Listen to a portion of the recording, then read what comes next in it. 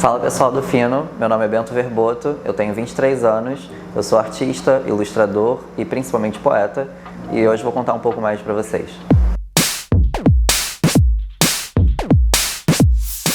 Me entendo hoje como uma pessoa não binária, masculina e gay, o que é bem confuso pra mim ainda, mas eu tento entender com os estudos e também ao redor das pessoas trans que eu conheço, que vão me explicando e me abrindo a cabeça também pra entender melhor quem eu sou.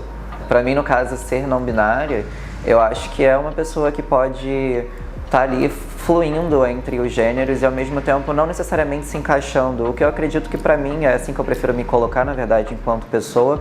Eu me chamo de queer, que é aquele termo do LGBTQIA+, onde as pessoas sabem que dentro desse queer, onde era um pejorativo, a gente se adaptou e tornou algo mais natural. Então eu prefiro me colocar no queer, que é onde eu posso me identificar com a forma que eu prefiro ser, que é livre, sabe? Ser uma pessoa queer, afeminada, enfim, os termos que usam, eu acredito que é difícil na sociedade atual por conta dessa questão. Na verdade, sempre foi difícil em qualquer sociedade, desde a construção da humanidade, onde a gente passou a pautar isso como um problema.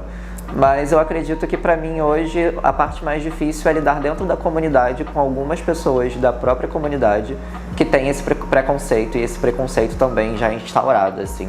Mas acredito que no lado social dos héteros cis normativos também é um problema. Então no final, eu não sei, acho que a gente precisa só continuar sendo para que a gente continue existindo e abrindo portas para as novas existências, sabe? A gente é um caminho no final.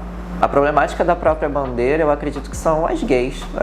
Nós gays somos muito problemáticos em relação ao que as outras podem trazer para o movimento, que a gente pode aceitar enquanto humanização, humanidade, né?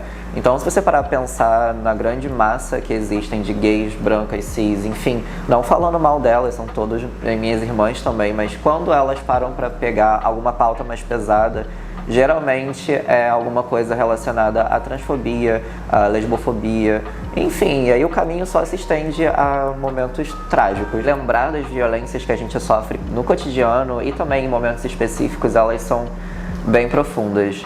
Em específico, a que eu trato até hoje, psicologicamente falando, em 2017, por conta dessas homofobias acumuladas, eu diria, e também pelo processo, né, das coisas, não que tenha uma justificativa, mas durante um carnaval que tinha toda essa galera da escola, até hoje eu não sei identificar quem foi de fato o agressor, mas andando com 30 pessoas, eu sempre fui a mãe do rolê, né, sempre cuidando das pessoas mais novas, enfim, fazendo uma fila indiana.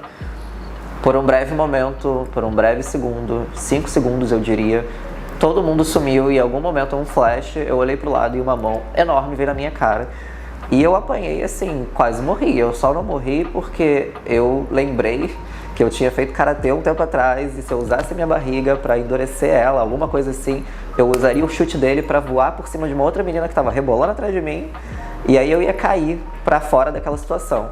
Porque quando é carnaval as pessoas só saem. Até alguém perceber que eu era um viadinho de 1,65 m apanhando de um cara de 2 metros, demorou. Então eu já tinha apanhado, perdido óculos, enfim. Eu tava cego e vulnerável e isso foi horrível, assim. Acho que foi a experiência mais traumatizante da minha vida. A poesia entrou na minha vida a partir do momento onde eu descobri o que era escrever. Só que eu não sabia o que significavam aquelas palavras e aqueles traços que eu desenhava também junto àquilo. E até mesmo sobre um release do livro eu falo que pra mim já era um sacrilégio começar a escrever, porque eu escrevia na Bíblia e eu escrevia por cima dos versos e de todas as palavras que estão lá. E aí a minha mãe, né, ficava desesperada, porque eram desenhos estranhos e um pouco caóticos demais no contexto religioso. Mas a poesia pra mim foi esse caminho, porque eu sempre digo que estar aqui comunicativo em frente a uma câmera, em frente a você, em frente a essa questão social de exibição, sempre foi muito difícil pra mim. E a comunicação ela veio como sobrevivência.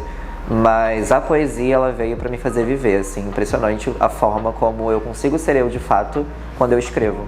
Contando sobre o lançamento da Odisseia Erótica, né, esse processo foi muito inicial, na verdade, na pandemia, quando eu precisei de fato me expor em letras, sabe, pra mim. Eu queria escrever e dizer alguma coisa e talvez interpretar o que outras pessoas estivessem sentindo.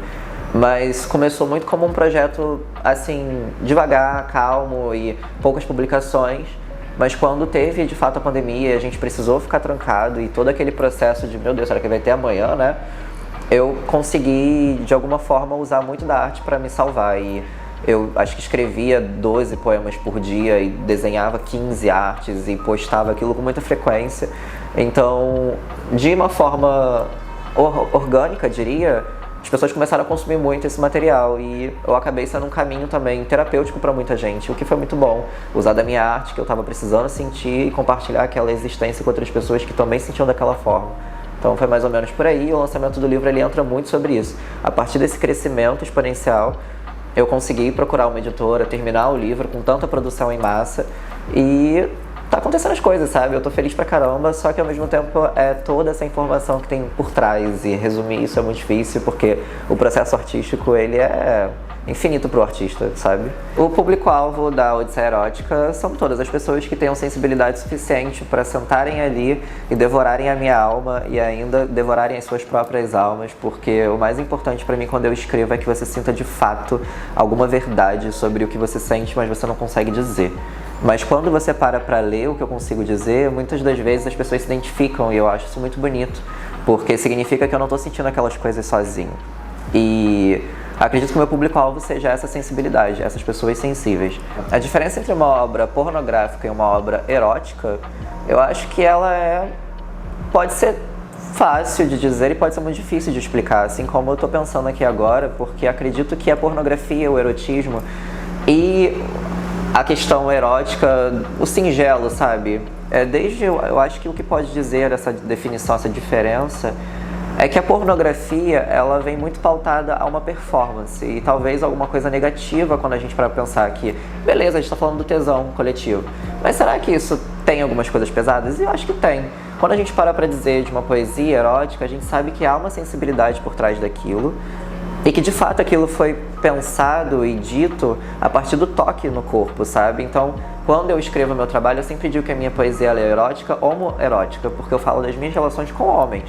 Então, é difícil para a sociedade receber a pornografia e o erotismo porque tem sempre esse linear entre nossa, mas isso é muito pesado, a gente não pode falar sobre isso, você vai expor a sua vida sexual. E na verdade não é, a gente está tendo essa separação de tesões, sabe? E a gente também está descrevendo sensações. Além de qualquer coisa, acho que não a pornografia, mas o erotismo, o sexo, eles estão interligados ao que a gente é e como a gente sente, então não vejo problema nenhum. Já a pornografia, eu acho que dentro dessa performance um pouco voltada, um pouco não, mas muito voltada ao consumismo, pode ser perigosa. Então fica difícil assim para de fato definir. Em relação à Odisseia Erótica, o livro está aí disponível na editora Sofia e também no meu próprio Instagram, Odisseia Erótica. Eu tenho alguns projetos específicos voltados à poesia e crônicas que eu quero poder dar prosseguimento e as ilustrações também. Além disso, eu acredito que os meus próximos passos em relação ao meu trabalho agora é fazer ecoar o máximo que eu puder a Odisseia Erótica. Então, acho que é isso, sabe? Se joguem, conheçam o meu trabalho, leiam poesia.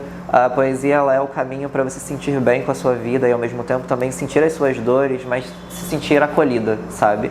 Então, acho que é isso. Obrigado, Fino. Obrigado a todo mundo que está podendo assistir. E é isso.